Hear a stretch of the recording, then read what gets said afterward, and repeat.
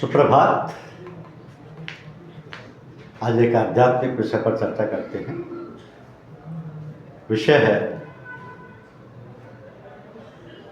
अहम ब्रह्मास्मि। अहम ब्रह्मास्मि। जब कोई आपपुरुष, सद्गुरु या ऋषि अपनी ओर देखता है और अनुभव करता है तो अहम ब्रह्मास्मि, मैं ब्रह्म हूँ, मैं क्षुद्र देह विशिष्ट एक जीव मात्र नहीं हूँ, मैं तत्वतः ब्रह्म हूँ। मेरी चित सत्ता विश्वव्यापी है जो सभी मनुष्यों, सभी जीवों और सभी जड़ पदार्थों की सत्ता के साथ नित्य एकीभूत है।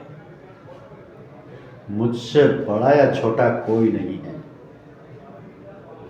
मैं नित्य शुद्ध बुद्ध मुक्त स्वभाव हूँ। ऋषियों और सद्गुरुओं ने जैसा अपने को ब्रह्म स्वरूप अनुभव किया, वैसे ही सभी मनुष्यों और सभी जीवों में ब्रह्म का दर्शन करके प्रत्येक को प्रकट रूप से उन्होंने यही कहा कि तत्त्वमसि, तुम वही ब्रह्म हो। उन्होंने मानव मात्र के चित्त में ब्रह्म चेतना को जागृत करने का प्रयास भी किया। तो ब्रह्म चेतना के जागृत होने पर मनुष्यों में परस्पर भेद कुतर्क नहीं रह सकता। सभी शरीरों में एक ही आत्मा की अनुभूति होने पर मन, बुद्धि, हृदय अभेद ज्ञान एवं प्रेम से भर जाते हैं। तो जाति भेद, संप्रदाय भेद, ऊंच नीच भेद, घृणा भाव सभी मन से मिट जाते हैं। समस्त विश्व सच्चिदानंदमय ब्रह्म स्वरूप हो जाता है। संसार के सभी स्त्री पुरुषों के प्रति ब्रह्म भाव होने पर प्रेमानंदमय हो जाता है। इस प्रकार पर ब्रह्म परमात्मा की खोज करना, उन्हें जानने और पाने की उत्कट अभिलाषा के साथ उत्साहपूर्वक आपस में विचार करना और परमात्मा के तत्व को जानने वाले महापुरुषों से उनके विषय में विनय भाव और श्रद्धापूर्वक पूछना, उनकी बताई हुई बातों को ध्यानपूर्वक सुनकर काम में लाना, इसका नाम सत्संग है। मैं कौन हूँ? ये सब संसार क्या है? क्यों उत्पन्न हुआ है? उसको उत्पन्न करने वाला कौन है? इन सब बातों का चिंतन करने वाला विचार कहलाता है। तो महावाक्य 4 हैं जिनका प्रादुर्भाव वेदों से ही होता है।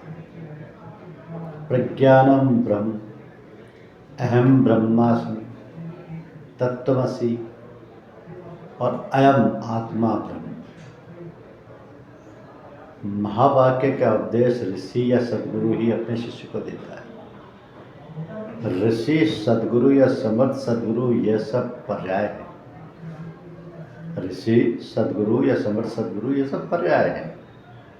महावाक्यों का प्रयोग कोई ऋषि या मंत्र दृष्टा या सद्गुरु या समर्थ सद्गुरु समय समय पर ब्रह्म विद्या का उपदेश अपने शिष्य को देने के लिए करता है। उस ब्रह्म विद्या का यह सांकेतिक उपदेश तो यह बिजली के चमकने जैसा तथा नेत्रों के झपकने जैसा यह एक आध्यात्मिक उपदेश है। जब साधक के हृदय में ब्रह्म के साक्षात्कार करने की तीव्र अभिलाषा उठती है, तब परमात्मा जिज्ञासु की उत्कंठा को और भी तीव्रतम और उत्कट बनाने के लिए बिजली के समान चमकने और आँखों को झपकने की भांति अपने स्वरूप की झांकी दिखलाकर छिप जाया करते हैं। यह उस परमात्मा का आधिदैविक उपदेश है। तो जब साधक का अपना मन अपने आराध्य देव परमात्मा के समीप पहुंचा हुआ सा प्रतीत होता है, तब उसका मन परमात्मा के स्वरूप का चिंतन करता है, तब उसकी प्रत्यक्ष अनुभूति होती है, तब उसका अपने इष्ट के प्रति अत्यंत प्रेम का अभ्युदय होता है, जिससे वह अपने इष्ट की क्षण भर की विस्मृति को भी सहन नहीं कर सकता है। उस समय वह अत्यंत व्याकुल हो जाता है और वह निरंतर प्रेम पूर्वक स्मरण करता रहता है, जिससे अपने इष्ट के प्रति उत्कट अभिलाषा उत्पन्न हो जाती है। इसलिए वह आनंद और वह आनंद स्वरूप पर ब्रह्म परमात्मा सभी का अत्यंत प्रिय है। सभी प्राणी किसी न किसी प्रकार से उसे चाहते हैं, परंतु पहचानते नहीं।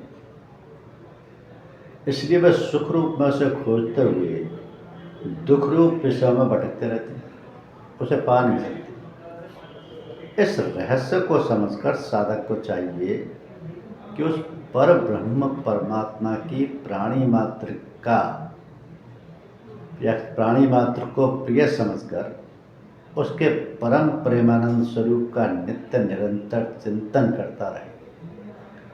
ऐसा चिंतन करते हुए वह परमानंद स्वरूप परमात्मा का साक्षात्कार कर लेता है। संसार के सभी प्राणी उससे अपना परम आत्मीय समझकर उसके साथ हृदय से प्रेम करने लगते हैं। शिष्य अपने सद्गुरुदेव से कहता है कि हे प्रभु, मुझे ब्रह्म विद्या का उपदेश दीजिए। तो गुरुदेव कहते हैं, वत्स, हम तुम्हें ब्रह्म विद्या का उपदेश कर चुके हैं,